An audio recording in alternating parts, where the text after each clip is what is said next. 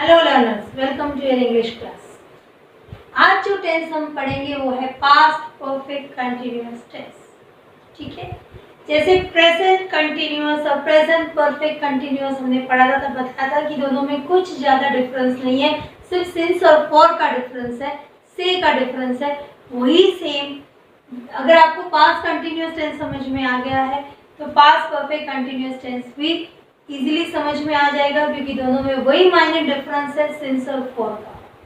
ठीक है, इसलिए हमने वही एग्जांपल्स लिए हैं जो हमने पास्ट कंटिन्यूअस में लिए थे। इस टेंस का यूज कहाँ होता है? To express the action going on, चल रही थी, at some time in the past. ये जरूरी है, पास्ट में कोई एक्शन चल रही थी, यही बात हमने पास्ट कंटिन्यूअस में बताई थी। ठीक है, तो पास्ट में चल रही थी, सिंस और for, this is the main difference. Past continuous और पास्ट परफेक्ट कंटिन्यूअस में और कोई डिफरेंस नहीं है, सिर्फ सिंस और फॉर आ गया तो पास्ट परफेक्ट कंटिन्यूअस आएगा। अगर सिंस और फॉर नहीं है, कोई भी काम पास्ट में किसी टाइम पे चल रहा था तो पास्ट कंटिन्यूअस होता है।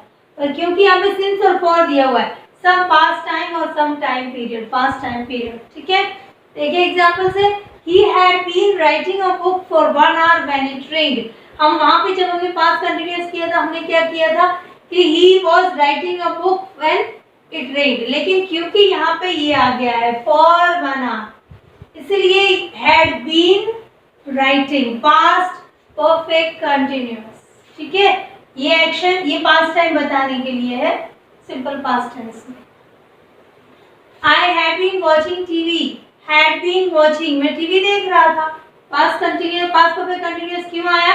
क्योंकि यहाँ पे सिंस आफ्टरनून आया। अगर ये नहीं आता तो पास्ट कंटिन्यूअस was watching था।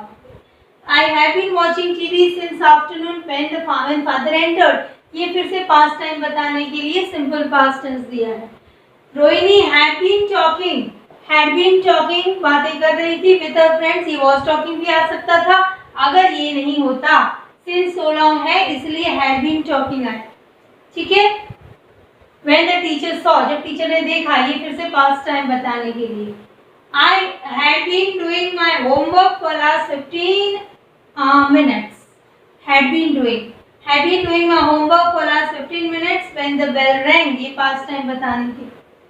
मैं अपना होमवर्क कर रहा था फॉर लास्ट 15 मिनट्स, क्योंकि फॉर लास्ट 15 मिनट्स ये फॉर दिया हुआ है, फॉर के बाद टाइम दिया हुआ है, सिंस के बाद टाइम दिया होता तो पास्ट परफेक्ट कंटिन्यूअस आता है, अदरवाइज पास्ट कंटिन्यूअस।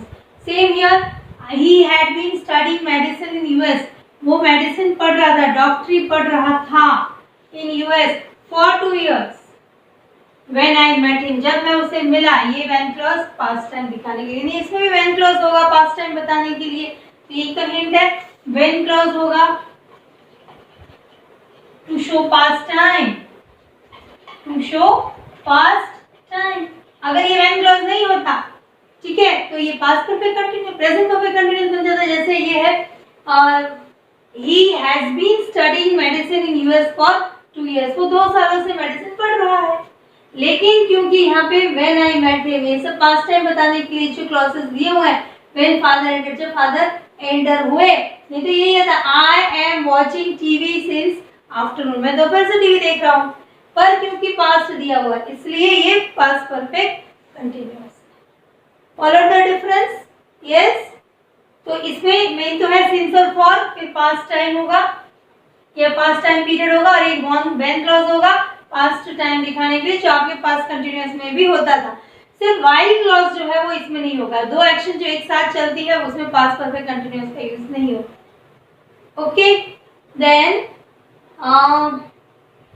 ये आपका verb form had been writing, आपके टेंस का नाम है पास्ट परफेक्ट कंटिन्यूअस। कंटिन्यूअस मतलब main verb in the ING यानी फोर्थ फॉर्म, और जब भी मेन वर्ब आईएनजी फॉर्म में होती है उसके आगे किसकी फॉर्म रहती है?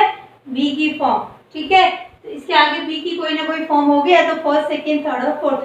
थर्ड, क्योंकि आईएनजी है, फोर्थ फॉर्म तो रहेगी नहीं, बीइंग तो। ठीक है, फर्स्ट, सेकंड, थर्ड में से कोई रहेगी, अब परफेक्ट है इसलिए थर्ड फॉर्म ही रहेगी, क्योंकि परफेक्ट जहां भी वर्ड आता है थर्ड फॉर्म होती है, और जहां भी थर्ड फॉर्म होती है उसके आगे हैज या हैड आता है, क्योंकि ये पास्ट है इसलिए हैड आएगा। तो इसलिए आपके स्ट्रक्चर में ये आया हैड बीन और ING, had been ING, had past के लिए, बीन परफेक्ट के लिए, और राइटिंग कंटिन्यूअस के। ठीक है, सब जगह यही रहेगा, had been watching, had past perfect continuous, past perfect continuous, past perfect continuous. रहा था रही थी रहेगा, इसमें वही रहेगा, रहा था रही थी रहते, लेकिन से आएगा, क्योंकि से आएगा फिर सिंस और फॉर होगा, क्योंकि सिंस और फॉर होगा, रहा था रही थी कि आगे जब सिंस और फॉर होता है तो वो पास्ट परफेक्ट कंटिन्यूअस रहता है, पास्ट कंटिन्यूअस नहीं रहता है। Understood clearly? Now we will see the structures.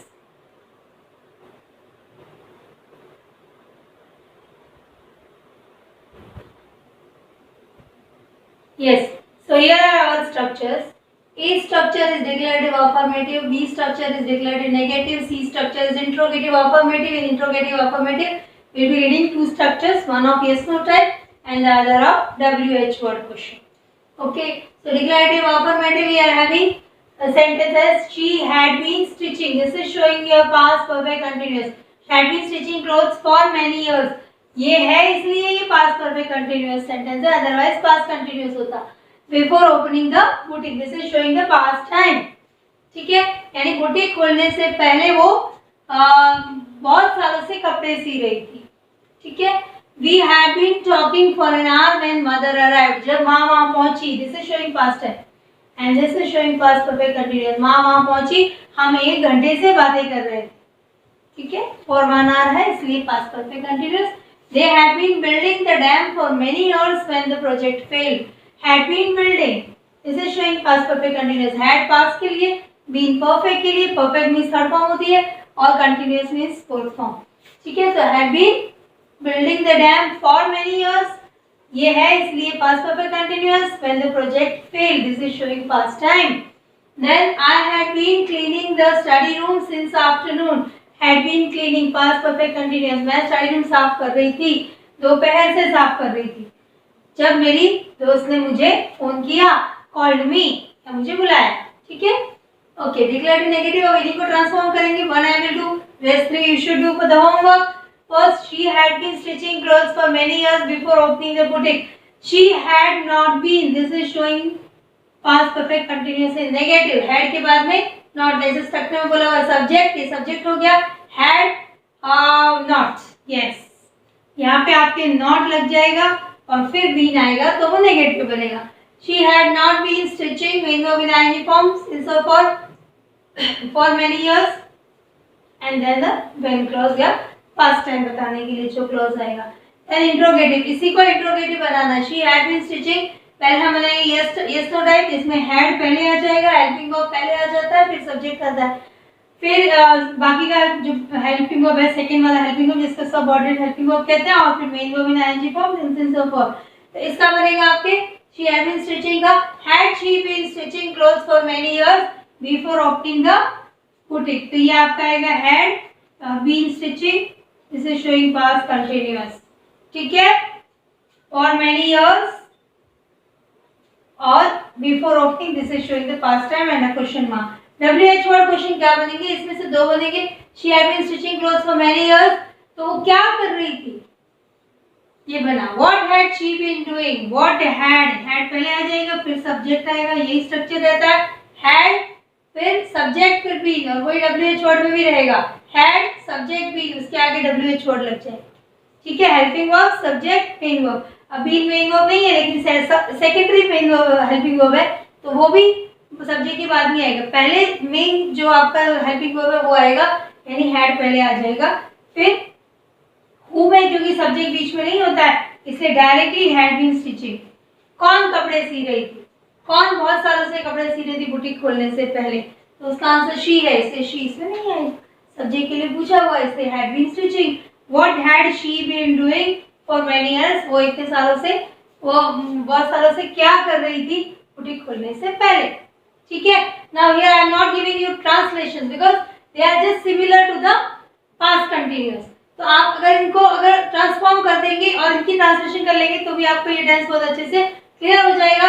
Verbs as always I am giving you the verb defend, divide, drawn, ये सारे आपके वीक वर्ब्स हैं। ठीक है, ग्रुप 1 के डिफेंड ईडी लग जाएगा इसमें, ये सब ईडी वाले हैं, ऑलमोस्ट ईडी टी या टी लगता है जिनके अंदर। So these are the 13 verb forms which you have to do for the homework. ठीक है, take the screenshot of the home.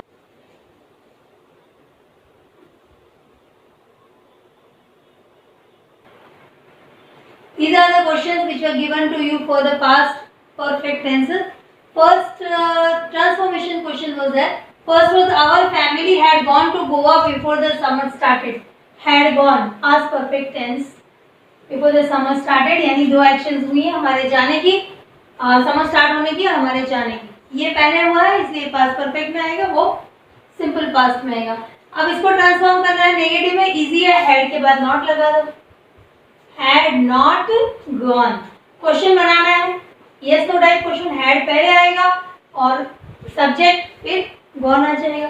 Had our family gone to Goa before the summer started. ये क्योंकि interrogative है, question mark है. WH question में दो बन रहे हैं. Our family had gone to Goa before the summer started. तो कौन गोवा गया था समर शुरू होने से पहले? तो इसका क्वेश्चन आएगा who had gone to Goa. Who had gone to Goa before the summer started. ठीक है, और समर स्टार्ट होने से पहले हमारी फैमिली कहाँ गई थी? तो where had our family. इसमें had और सब्जेक्ट, क्योंकि इसमें सब्जेक्ट नहीं होता है इसलिए ये दोनों साथ में आएंगे. लेकिन क्वेश्चंस में हेल्पिंग वर्ब, सब्जेक्ट और मेन वर्ब होता है, इसलिए where वाले क्वेश्चन में where had our family gone before the summer started. इसी तरह से आपको इनके क्वेश्चंस बनाने हैं.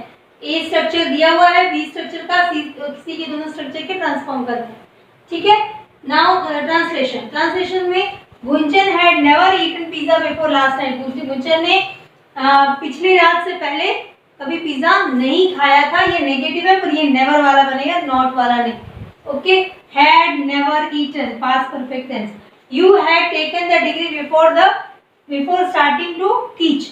यानी स्टार्टिंग टू टीच मतलब पढ़ाना शुरू करने से पहले तुमने डिग्री ले ली थी, या तुम डिग्री ले चुके थे. Had taken. I had switched of the light before going out. बाहर जाने से पहले मैंने लाइट बंद कर दी थी. Switched off, had switched off. Okay, so this is past perfect tense. He had reached home. He had reached home before evening fell. Before evening भी लिख सकते हैं हम. बिफोर इवनिंग यानी शाम से पहले वो घर पहुंच गया था, पहुंच चुका था. नमन had replied before he had answered. अगर आपने आंसर लिखा है तो वो भी राइट है. नमन had answered before the teacher asked. ठीक है, और replied before the teacher asked. ये सेकेंड एक्शन है. आस्क करने से पहले आप जवाब दे दिया था, ये काम पहले हो गया था, ये बाद में हुआ था, इसलिए सिंपल फास्ट में आएगा. ठीक है, रेस्ट आपको हेल्पिंग वर्ब फॉर्म्स दिए होते हैं जो आपको वो इजीली आ जाएंगे. वो सारे weak strong verbs, sorry weak verbs थे जो ऑलरेडी आप कर चुके होंगे.